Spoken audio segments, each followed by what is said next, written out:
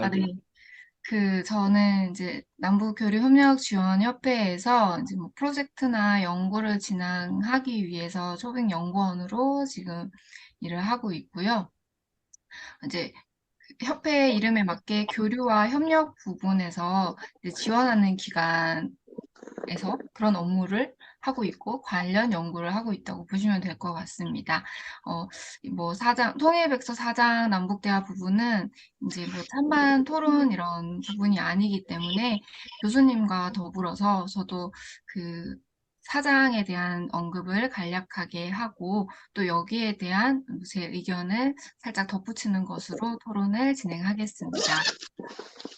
사실 2020년부터 뭐 2022년에도 사실 한동안은 남북한 대화의 기미가 보이지는 않았음에도 불구하고 이제 한국 정부가 한 해 동안 이제 대화 분위기를 좀 조성을 하고 또 한반도 위기 상황을 잘 관리하기 위해서 우리는 정치 군사적 조건 없는 인도적 지원을 하겠다, 인도적 대화를 하겠다라는 발언을 계속 적으로 했었는데 이 부분이 이제 통일백서 4장 남북 대화에도 잘 반영이 된 것 같습니다. 아까 이제 남북 대화 부분에 이제 페이지 수를 말씀을 하셨는데 이게 내용 부분은 7, 8페이지 정도고 제목이나 목차까지 합하면 총 12페이지가 할애가 됐거든요. 근데 작년에는 이 총 8페이지가 할애가 됐어요. 제목과 목차까지 합하면.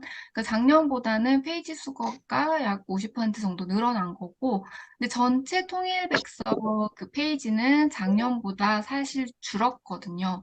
그럼에도 남북 대화 이제 페이지가 늘어났다는 것은 이 사실 통일 백서가 작년 한 해 동안 우리 정부가 뭐 통일 정책이나 대북 정책에서 했던 이제 주요 활동 내역들을 정리하는 자료인데 페이지 수가 늘어났다는 것은 아무래도 좀 남북 대화가 경색 국면에 있었음에도 불구하고 이제 우리 정부가 다양한 시도를 했고 다양한 노력을 했었다. 그 활동들이 여러 가지가 있었다라고 보고 있고요. 또 네, 그렇습니다. 그리고 이제 우리 한국 정부가 남북 대화에 있어서는 좀 열려있는 포지셔닝을 보여주는 게 아닐까 저는 이렇게 해석을 했습니다. 이 통계상으로 보면 작년 한 해는 남북 관계가 이제 단절됐던 상황이었지만 그럼에도 그 코로나가 발생하면서 우리 정부는 안 그래도 북한이 이제 식량이 부족하고 의약품이 부족한데 이런 상황이 더 악화되지는 않았을까 우려를 굉장히 많이 했고 상황이 어떤지 파악하려고도 많이 노력을 했었고 또 이런 북한이 필요하면 지원을 하겠다 이런 메시지를 많이 전달을 했었거든요. 그리고 실제 이제 작년 5월에 북한 내부에서 코로나가 발생을 했을 때 이제 정부에서는 북한으로 백신이나 뭐 마스크나 소독, 방역용품 이런 것들을 지원하기 위해서 뭐 콜드체인 운송이나 이런 전달 방법 아니면 북한으로 전달할 수 있는 면 체계라던가 운송 경로, 뭐 소요되는 시간 이런 것들에 대해서 굉장히 준비를 많이 했었어요.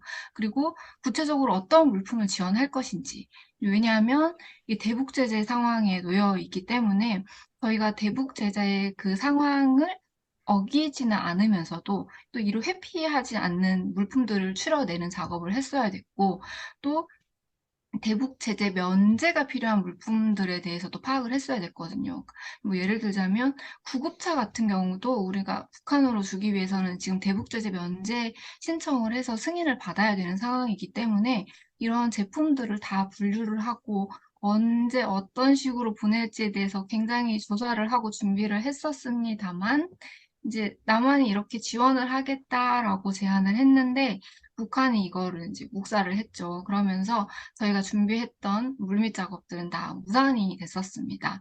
그러니까 이런 걸 놓고 봤을 때는 이제 북한이 대화를 참여할 수 있게끔 이제 이끌어내는 게 중요한데 그런데 북한이 남북 간의 대화를 먼저 시작할 것 같지는 않거든요. 북미 대화를 먼저 시작한다거나 아니면 다자간 협력 틀 안에서 대화를 시작할 것이기 때문에 그러면 이제 타 국가, 제3국가, 아니면 국제사회, 그리고 북한이 공통적으로 이제 관심 있어 할, 대화에 참여할 만한 주제가 무엇인가라는 질문을 던져봐야 되는데, 저는 이 부분에 대한 해답이 현재로서 가장 설득력 있는 것이 이 통일백서 3장에서 언급했던 보건의료 협력과 기후위기 대응 사업 부분이 아닐까 이렇게 생각을 했습니다.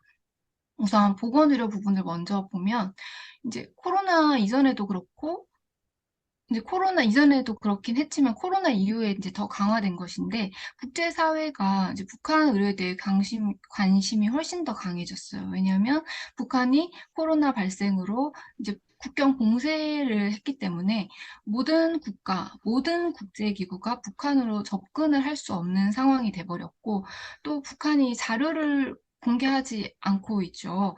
근데 이게 북한이 사실 알고 보면 자료를 공개하고 싶어도 이걸 측정할 수 있는 능력이 부족한 걸 수도 있거든요. 이런 상황에서 이제 북한 보건의료 관련 분석이랑 연구가 지체가 되면서 국제사회 관심은 오히려 더 커진 거죠. 그래서 국제사회에서 활동하고 있는 다양한 보건의료 협력 관련 행위자들이 이제 북한 자료를 좀 공유하고 한반도 상황을 파악할 수 있는 이런 정보들을 교류하자. 좀 의사소통을 하자, 이런 것들이 필요하다, 이런 얘기를 굉장히 많이 했었어요. 그리고 이런 필요성을 좀 강조를 많이 했던 상황인 거죠. 그래서 보건의료 상황에 대해서 이제 국제사회가 생각하는 건 이렇고, 북한은 어떤가 이제 살펴보면 코로나가 발생했을 때 김정은 위원장이 북한 보건의료 상황이 지금 좀 어렵다 이런 얘기를 계속해서 반복을 했거든요. 그리고 실제 2021년에 북한이 유엔에 제출했던 이제 VNR 보고서에서도 북한의 의료 상황이 부족한데 이제 세 가지 측면에서 좀 부족하다. 첫 번째는 그 대약 기술 기반이 좀 낮다. 그리고 두 번째는 의료진의 역량이 많이 부족하다. 세 번째는 이제 필수 의약품이나 의약용품 공장이 부족하다. 이 세 가지를 이제 직접 기술을 한 거죠. 그리고 뭐 이것뿐만이 아니라 북한은 현재 백신 같은 경우는 이제 거의 다 외부에서 이제 공수를 해오고 있는데 그 가비라고 하는 세계 백신 면역 연합에서 대부분 공수를 해오고 있고 또 일부 의약품이나 의료기기 생산 수준이 이 WHO 이제 세계보건기구의 기준에 많이 못 미친다라고 북한이 스스로 인정을 하기도 했어요. 그리고 또 북한의 지역별 수요도 우리는 좀 충족하지 못하고 있는 상황이다. 이렇게 한마디로 지원이 필요하다. 이거를 공식적으로 어필한 상황이거든요. 그러니까 이렇게 두 가지 국제사회랑 북한을 놓고 봤을 때 국제사회에서는 이제 뭐 형식적으로는 제약은 없지만 그래도 좀 정기적으로 한반도 보건의료 협력이나 북한 보건의료 상황에 대해서 좀 공유할 수 있고 소통할 수 있는 그런 비공식적인 좀 네트워크 채널이 있었면 좋겠다라고 거듭 강조를 했었고 또 북한 입장에서도 우리는 지금 보건의료 부분에 지원이 필요하다 이런 걸 국제사회에 어필을 하고 있기 때문에 이런 것들을 종합해서 이제 우리 정부가 한반도 보건의료 협력 플랫폼을 구축을 한 거죠. 이걸 2021년에 구축을 했고요. 이건 현 정부의 국정 과제이기도 합니다. 그래서 여기 참여자들은 뭐 미국이나 이제 주요 국가들과 뭐 UN, WFP 이런 다양한 국제기구들 그리고 국제 INGO들 우리나라 뭐 전문가들 많이 포함이 돼 있는데 물론 비공식 네트워크 채널이긴 하지만 이제 많은 인원들이 참여를 하고 있는데 이 참여자들이 이 플랫폼에 대한 뭐 목표나 아니면 운영 방식에 대한 공감대가 굉장히 높고 또 굉장히 열정적으로 지금 참여를 하고 지지를 보내오고 있거든요. 어, 북한과의 뭐 대북 지원 사업이나 교류 협력 사업을 상당히 오랫동안 진행했던 WHO나 유니세프, 뭐 WFP 이런 담당자들은 계속해서 뭐 솔직히 한 해도 빠지지 않는다라고 할 수 있을 정도로 저희 비공식 회의에 참여를 하고 세미나를 참여를 하고 있고, 또 최근 자료들을 공유를 하면서 이제 한국에서만 공유할 수 있는 북한 정보를 같이 공유하고, 또 그들로부터 우리도 필요한 정보를 전달받으면서 상호 교류가 굉장히 활발하게 진행이 되고 있습니다. 그리고 이거 외에도 이제 보건의료 부분에서 작년에 저희가 플랫폼을 운영하면서 연구를 진행을 했었는데, 이제 국내에서 보건의료 관련 기사가 이제 많이 확대 재생산될수록 국민들이 대북 지원이나 남북 교류에 대해서 긍정적이다라는 결과가 나왔거든요. 그러니까 보건의료 협력 부분의 한정이에요. 그러니까 작년 10년 동안 이제 국내에서 이제 생산했던 기사들과, 그다음에 또 작년 10년 동안 우리 국민들이 그래도 다소 개인적인 공간이라고 할 수 있는 SNS에서 기록했던 내용들을 가지고 분석을 했는데, SNS라고 하면 뭐 인스타나 뭐 트위터, 네이버 블로그, 유튜브 이렇게 네 가지를 가지고 분석을 했거든요. 그러니까 보건의료 부분에 있어서는 국민들한테 노출이 되면 될수록 남북 교류를 해야 한다, 대북 지원을 해야 한다, 이런 긍정적인 측면이 많이 작용을 하는 거죠. 그러니까 이런 걸 봤을 때 보건의료 부분은 이제 국민적 공감대도 형성을 할 수 있고, 또 국제사회의 합의도 도출할 수 있고, 또 북한에서도 필요성을 이제 어필을 하고 있기 때문에 북한을 대화로 이끌어낼 수 있는 분야가 아닐까 생각을 했습니다. 그리고 또 하나 이제 북한을 대화로 견인할 수 있는 분야로 이제 꼽은 것이 기후위기 분야입니다. 2017년에 이제 한 해 동안만 네 차례의 대북 제재 결의안이 채택이 되면서 북한이 굉장히 이제 강도 높은 제재 상황에 놓여 있는데요. 이런 제재 상황이 좀 강화되면서 뭐 북한 주민들이 이제 인도적 생활의 좀 환경에는 굉장히 부정적이다, 이런 비판적인 목소리가 좀 많이 나왔었죠. 그래서 유엔에서 2018년 8월에 대북 제재 면제 이행 지침을 이제 공식적으로 발표를 합니다. 그러니까 인도적 지원 부분에 한해서는 대북 제재에 예외를 적용하겠다는 건데요. 이제 중요한 건 이 대북 제재 면제 지침이 발표되고 나서 얼마 안 있다가 북한이 바로 면제 신청을 하거든요. 근데 그 신청을 했던 사업이 무엇인가 보면 그게 바로 기후위기 대응 사업입니다.